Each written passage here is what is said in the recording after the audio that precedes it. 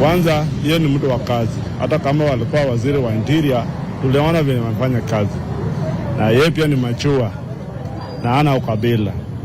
Sasa kwanza vile akiingia tunamuomba tu aunganisha wa Kenya wakuwe kitu kimoja. Yeye ni naibu wa kila Mkenya. Sasa akiwa hapo kufisi juu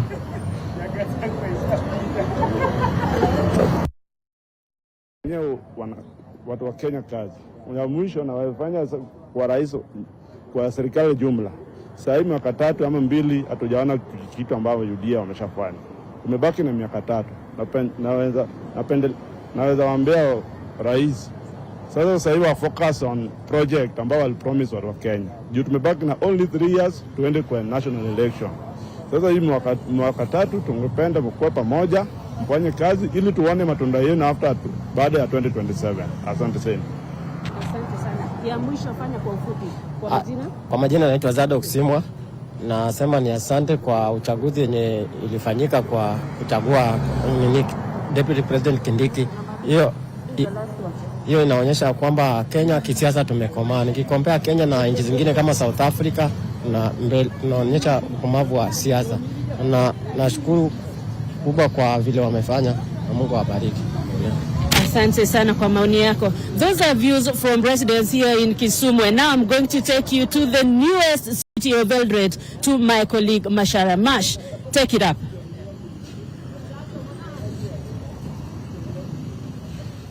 All right, I'll be taking you back to Eldoret in the course of this live broadcast. That is Judith Chorono, live for us from Kisumu, as residents give their views ahead of the swearing-in of Professor Kithure Kindiki. And with us here in studio is former Nairobi Town Clerk Philip Kisia. Philip, anticipation is building now ahead of the swearing-in of Kithure Kindiki. But like I mentioned earlier, he comes into this office at a time when public trust in the government is dwindling. There's been a lot of disillusionment with the issues like the economy, education, the health sector altogether. What are you expecting, even as it comes into the DP seat, would be the entry of Kithure Kindiki? Well, Michelle, there's a deficit in terms of trust, a serious deficit. And I'm hoping that Kithure Kindiki, being a fairly sober man, that he will not change once he ascends into that office. That after he is sworn in, he will maintain the person that he has been. Because Kenyans seem to have some hope in the appointment of Kithure Kindiki. We think and we hope that he will assist the president in dealing with the challenges that this country is facing. Number 1 on the list is to unify this country. This country is so broken.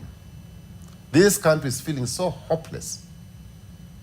This country is in tatters because the administration started on a wrong footing. So we are hoping that this administration will have some good manners going forward and embrace every Kenyan, embrace every community, and make Kenyans feel like Kenyans.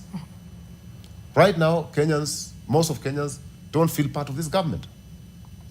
The other thing that, and I'm happy that the president considered Professor Kithure Kindiki being a professor of law. I am hoping that Kithure Kindiki will advise my friend and president that some of the things that he's trying to push through the throats of Kenyans are not only painful, are not only harmful, but they're illegal. And even if we were to do things, the president should be advised that things must be done in accordance with the law. Mm-hmm. We have a constitution.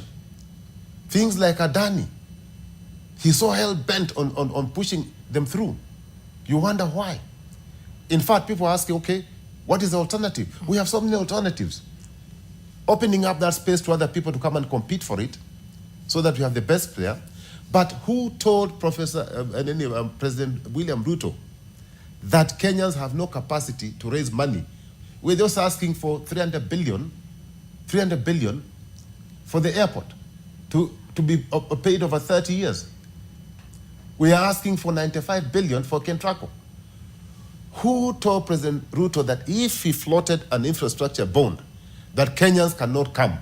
We have banks, we have insurances, we have money, we have all these companies. We have Kenyans in diaspora who can raise that money. Why is he hell-bent on getting some fellows from India to come and take over our airport forever? Right. The other thing that... still on that, Kisia, because we've seen the politics surrounding the impeachment of the deputy president, and much of that was insubordination. That the president said this, and the deputy president went and said that. Now, we've seen the president take a stand on Adani. He has supported Adani. He says Adani is actually in Kenya for the benefit of Kenya. Do you expect the incoming deputy president to, even as a professor of law and a lawyer himself, to insubordinate the president in that way? Insubordination should not be encouraged, Michelle. But you should not lose your head when you're getting into the office. At least carry your head when you're getting to that office. Advise the president that he cannot operate outside the law. He cannot do things that are not constitutional. So I'm not saying that he should behave the way the outgoing deputy president behaved.